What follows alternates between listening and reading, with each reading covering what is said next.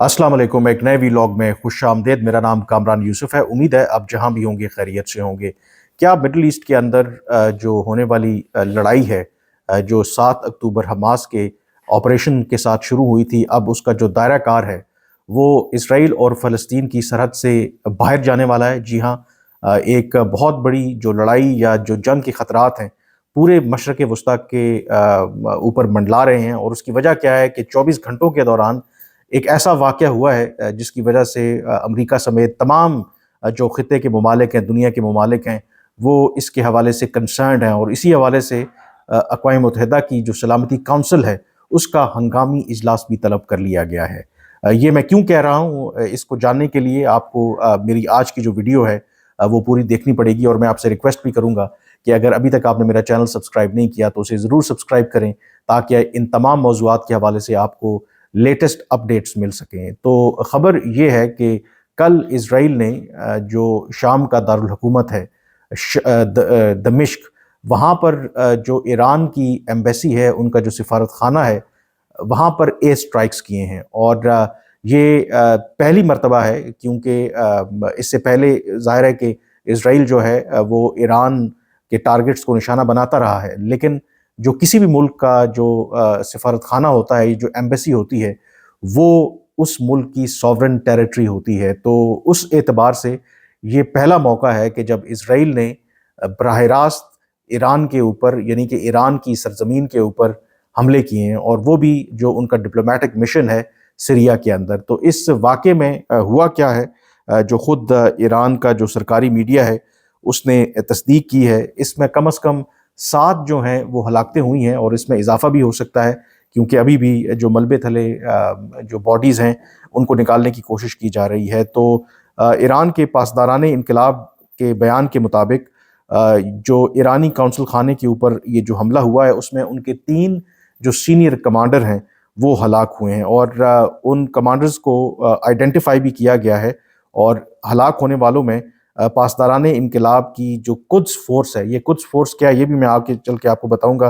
कि एक senior commander हैं ब्रिगेडियर जनरल मोहम्मद रज़ा ज़ायदी, और उनके जो नायब थे ब्रिगेडियर जनरल मोहम्मद हादी हाजी रहीमी भी शामिल हैं। और ये जनवरी 2020 में जो जनरल कासिम सुलेमानी को जब असैसिनेट किया था अमेरिका ने इराक के दारुल हुकूमत बगदाद में, तो उसके बाद से ये सबसे सीनियर कमांडर थे कुद्स फोर्स के ईरान के। और इस एतबार से ये एक सीरियस एस्केलेशन है। और ईरान की तरफ से ऑलरेडी जो बयानात सामने आ रहे हैं वो ये कह रहे हैं कि इसका वो फैसला कुन और एक भरपूर जवाब देंगे। और उन्होंने अमेरिका को भी इसका ज़िम्मेदार ठहराया है, क्योंकि उन्होंने कहा कि अमेरिका को इसका आंसरेबल होना पड़ेगा। अब ये जो सारा इंसिडेंट है, ये वाक़या है, इसका बैकग्राउंड क्या है, ये तो हम जानते हैं कि इज़राइल और ईरान की आपस में एक पुरानी मखासमत है, क्योंकि ईरान उन ममालिक में से शामिल है जिसने कभी भी इज़राइल के वजूद को तस्लीम नहीं किया। और इज़राइल की रियासत को अंडरमाइन करने के लिए और उनको रेजिस्ट करने के लिए जो मुख्तलिफ ग्रुप हैं रीजन के अंदर, ईरान हमेशा उनको सपोर्ट करता रहा है। मसलन हमास, जिसने 7 अक्टूबर पिछले साल इज़राइल के ख़िलाफ़ एक बड़ा ऑपरेशन किया था, जिसमें कोई 1200 के करीब इज़राइली और बेशतर उसमें जो इज़राइली फ़ौजी थे वो मारे गए थे, उसको सपोर्ट जो है वो ईरान करता है। फिर इसी तरह लेबनान के अंदर जो हिज़्बुल्लाह है, जिसकी ऑन एंड ऑफ इज़राइल के साथ माजी में भी जंगें होती रही हैं, और इवन जो मौजूदा तनाज़ा चल रहा है, ऐसी सिचुएशन में भी आए रोज़ जो लेबनान और इज़राइल की जो फोर्सेस हैं उनके दरमियान एक्सचेंज ऑफ फायर होता रहता है। तो अगेन हिज़्बुल्लाह को भी जो सपोर्ट करता है वो ईरान करता है। फिर वाइडर मिडल ईस्ट के अंदर भी ईरान के बहुत से ऐसे ग्रुप्स हैं, ऐसी प्रॉक्सीज़ हैं जो इज़राइल के इंटरेस्ट को हर्ट करते रहते हैं। और इज़राइल माजी के अंदर उन जो अहदाफ हैं या उन जो ग्रुप्स हैं उनको निशाना बनाता रहा है। लेकिन ये पहला मौका है कि जब उन्होंने बराह रास्त ईरान के एक सिफारत खाने के ऊपर हमला किया है, और जो कुद्स फोर्स है उसके एक सीनियर कमांडर को इस तरीके से हलाक किया है। और जैसे मैंने कहा कि जो जनरल ज़ायदी हैं, ये जनरल कासिम सुलेमानी के बाद सबसे ज़्यादा इन्फ्लुएंशियल जो ईरानी जनरल थे जो इस हमले में मारे गए हैं। और यकीनी तौर पर اس کا رد عمل بھی آئے گا. انفیکٹ اس حملے کے فوری بعد ہی جو اسرائیل کا یہ دعویٰ ہے کہ ان کا ایک نیول بیس ہے اسرائیل کا، اس پر حملے کی کوشش کو ناکام بنایا گیا ہے. جب میزائل حملے کیے گئے، جو اسرائیل کا دعویٰ ہے کہ وہ ایران کی طرف سے آئے، لیکن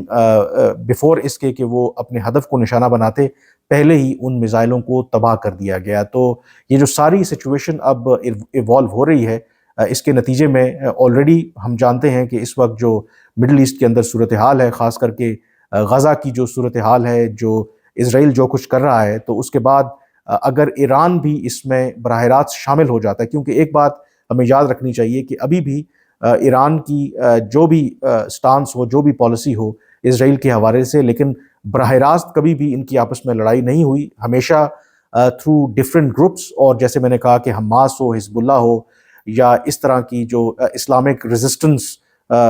جو کہتے ہیں کہ movement within entire Middle East جو اسرائیل کے خلاف لڑ رہے ہیں، تو ان کو تو ایران سپورٹ کرتا رہا ہے انڈائریکٹلی، لیکن کبھی بھی براہ راست اسرائیل کو اس طریقے سے کنفرنٹ نہیں کیا. لیکن یہ جو شام میں واقع ہوا ہے، دمشق میں، یہ کلیئرلی براہ راست ایران کے اوپر حملہ تصور کیا جا رہا ہے. جیسے میں نے کہا کہ بین الاقوامی قوانین کے مطابق جس ملک میں آپ کی ایمبیسی ہوتی ہے تو وہ آپ کا ایریا ہی تصور کیا جاتا ہے، وہ آپ کی ساورن ٹیریٹری ہوتی ہے. تو یہاں پر جو اسرائیل ہے، اس نے ایران کی جو ساورن ٹیریٹری ہے، جہاں پر اس کا ایک ٹیریٹری تھی، براہ راست اس کو نشانہ بنایا ہے. اور جو ایران کے وزیر خارجہ ہیں وہ یہ کہہ رہے ہیں کہ اس کا جواب دہ جو ہے وہ امریکہ کو بھی ہونا پڑے گا. اب جو خطے کے ممالک ہیں انہوں نے شدید مذمت کی ہے اس واقعے کی، اس میں پاکستان بھی شامل ہے. پاکستان نے اسے بین الاقوامی قوانین کی خلاف ورزی قرار دیا ہے. سعودی عرب کی طرف سے بھی اسرائیل کے اس حملے کی مذمت کی گئی ہے. باقی جو مسلم دنیا کے ممالک ہیں وہ بھی مذمت کر رہے ہیں. چین، روس بھی اس میں شامل ہے، جنہوں نے اس واقعے کی سختی سے مذمت کی ہے، کیونکہ وجہ یہ ہے کہ یہ اس طرح کا انسیڈنٹ ہے کہ جس کی وجہ سے، جیسے میں کہہ رہا ہوں کہ جو پورا خطہ ہے یہ جنگ کی لپیٹ میں آ سکتا ہے. اب ممکنہ طور پر کیا رد عمل دیکھنے کو مل سکتا ہے ایران کی طرف سے،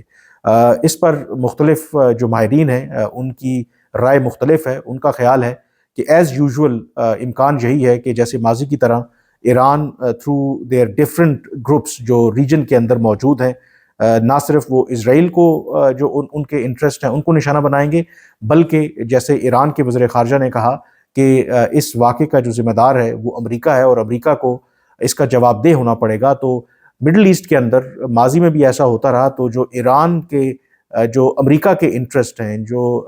امریکی پریزنس ہے مڈل ایسٹ کے اندر، تو ان کو بھی نشانہ بنایا جا سکتا ہے. لیکن جو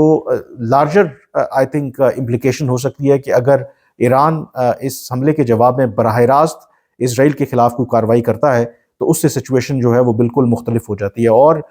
ماہرین کا یہ خیال ہے کہ یہ اسرائیل کے لیے موجودہ صورتحال میں ایک ون ون سچویشن ہوتی ہے. اگر ایران کوئی براہ راست کارروائی نہیں کرتا تو اسرائیل جو ہے مستقبل میں بھی اس طرح کی جو ٹارگیٹڈ اسیسینیشنز ہیں وہ کرتا رہے گا، کیونکہ جو اسرائیل کا میڈیا ہے، جو اسرائیل کے جو افیشلز ہیں وہ یہی رپورٹ کر رہے ہیں کہ ان حملوں کا مقصد ایک ڈیٹرنس، ایک ڈر کریٹ کرنا ہے جو اسرائیل کی مخالف قوتیں ہیں. اور اگر ایران اس کو رسپونڈ نہیں کرتا تو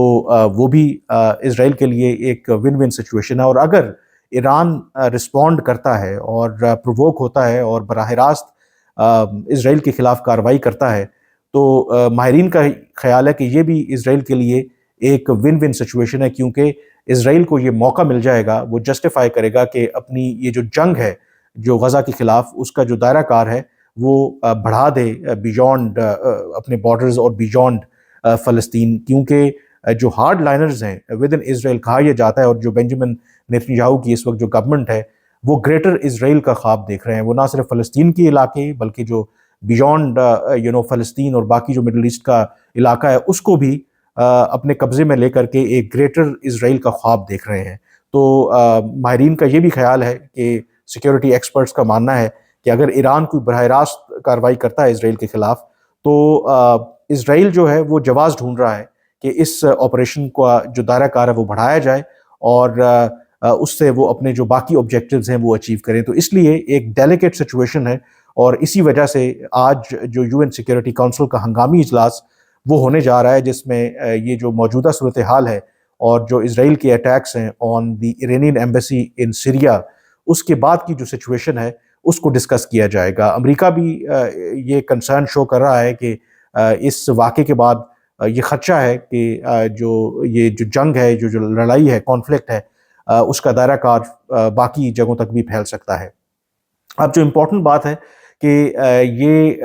ایران اس ساری جو حملے کو کیوں لائٹ نہیں لے گا، اس کی وجہ یہ ہے کہ یہ قدس فورس کے ایک اہم اور سینئر کمانڈر تھے جنرل زاہدی۔ اور قدس فورس کیا ہے؟ قدس فورس بنیادی طور پر آپ کہہ سکتے ہیں کہ یہ جب ایران کا انقلاب آیا تھا 1979 میں، تو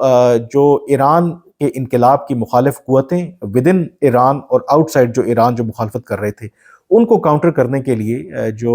ایرانی انقلاب کے سربراہ تھے امام خمینی، انہوں نے ایک قدس فورس جو ہے وہ تشکیل دی تھی، جس کا مقصد ان تمام جو ڈیزائنز انٹرنلی ہوں یا ایکسٹرنلی ہوں ان کو کاؤنٹر کرنا تھا۔ ان ادر ورڈز آپ اس کو سادے الفاظ میں کہہ سکتے ہیں کہ یہ ایران کا، آپ کہہ سکتے ہیں کہ ایران کی ایک CIA ہے، یعنی کہ جو باہر ایران سے باہر جو بھی اس طرح کے سیکرٹ آپریشنز ہوتے ہیں وہ قدس فورس ہی سر انجام دیتی ہے۔ اور انٹرسٹنگلی یہ براہ راست کوئی اس طرح کی کارروائی نہیں کرتے، یعنی کہ جو بھی ان کی اسٹرینتھ ہے یہ فیسیلیٹیٹ کرتے ہیں، یہ ڈفرینٹ جو گروپس ہیں ان کے ساتھ انگیج کرتے ہیں اور ان کو سپورٹ کرتے ہیں، جیسے حماس، حزب اللہ۔ اور امریکہ نے ماضی میں یہاں تک الزام لگایا، جب امریکی افواج افغانستان میں موجود تھے اور طالبان کو شکست دینے کی کوشش کر رہے تھے، تو امریکہ نے یہ بھی الزام لگایا تھا کہ یہ قدس فورس جو ہے وہ افغان طالبان تک کی حمایت کر رہی ہے، ان کو اسلحہ فراہم کر رہی ہے، ان کو ٹرین کر رہی ہے اور امریکہ کے خلاف لڑنے کے لیے۔ تو یہ ان کا ایک، آپ کہہ سکتے ہیں کہ ایک CIA ہے، یعنی کہ ایک سیکرٹ سروس ہے ایران کی قدس فورس، اور بہت انفلوئنشل ہے ایران کے اندر۔ اسی لیے جب جنرل قاسم سلیمانی کی ہلاکت ہوئی تھی تو اس کے بعد پھر ایران نے جواباً جو امریکہ کے جو اڈے تھے فوجی ان کو نشانہ بنایا تھا مڈل ایسٹ کے اندر۔ تو اس وجہ سے یہ جو انسیڈنٹ ہوا ہے اس کو بالکل بھی لائٹ نہیں لیا جائے گا، اور اس کی جوابی جو کارروائی ہے وہ ممکنہ طور پر ہو سکتی ہے۔ اب صرف طے یہ ہونا باقی ہے کہ وہ جوابی کارروائی ایران کی طرف سے کس نوعیت کی ہوگی۔ کیا وہی پرانے روایتی طریقے سے اسرائیل کو تھرو دیئر ڈفرنٹ پراکسیز اور گروپس وہ نشانہ بنائیں گے، یا پھر براہ راست وہ کوئی کارروائی کرنے کا ارادہ رکھتے ہیں؟ بہرحال جو اس وقت سچویشن ہے وہ بہت آپ کہہ سکتے ہیں کہ نازک ہے، اور کوئی بھی آپ جسے کہہ سکتے ہیں کہ غلط جو قدم ہے وہ خطے کو ایک بہت بڑی جنگ کی طرف دھکیل سکتا ہے۔ اور دوسری طرف آئی تھنک جو اسرائیل ہے، پوری دنیا ایک طرف اور اسرائیل ایک طرف، وہ ہر طرح کی جو انٹرنیشنل لاز ہیں اس کی خلاف ورزی کر رہا ہے، وہ جو کرائمز اگینسٹ ہیومینٹی جسے آپ کہتے ہیں وہ قتل عام کر رہا ہے، باوجود اس کے کہ جو انٹرنیشنل کورٹ آف جسٹس کی طرف سے جو بھی آبزرویشن آئی، UN سیکیورٹی کونسل نے بالآخر جو پچھلے ہفتے قرارداد پاس کی، جس میں انہوں نے زور دیا کہ وہ فی الفور جنگ بندی کا اعلان کریں، کیونکہ UN سیکیورٹی کونسل کی جو ریزولوشنز ہوتی ہیں وہ بائنڈنگ ہوتی ہیں اور وہ انٹرنیشنل لا ہوتی ہیں۔ اور پھر اس کے بعد آئی تھنک جو انٹرنیشنل لاز ہیں، ایون جنگ کے دوران بھی یہ ایک پروٹوکول ہے کہ آپ کسی بھی ملک کے جو ڈپلومیٹک مشنز ہیں ان کو نشانہ نہیں بناتے، لیکن یہاں پر جو اسرائیل ہے وہ کسی بھی بین الاقوامی قانون کو نہیں مان رہا، اور جو باقی دنیا ہے جو اپنے آپ کو مہذب دنیا یا اپنے آپ کو ہیومن رائٹس کے چیمپئنز سمجھتے ہیں، اور ایون مسلم دنیا بھی، وہ ایک خاموش تماشائی کی طرح سب کچھ یہ ہوتا دیکھ رہی ہے، which is absolutely unfortunate۔ بہرحال جو بھی اس خطے میں ڈیولپمنٹس ہو رہی ہیں اس کے حوالے سے جو بھی اپڈیٹس ہوں گی میں آپ کو آگاہ کرتا رہوں گا، لیکن فی الحال مجھے اجازت دیجیے۔ اللہ حافظ۔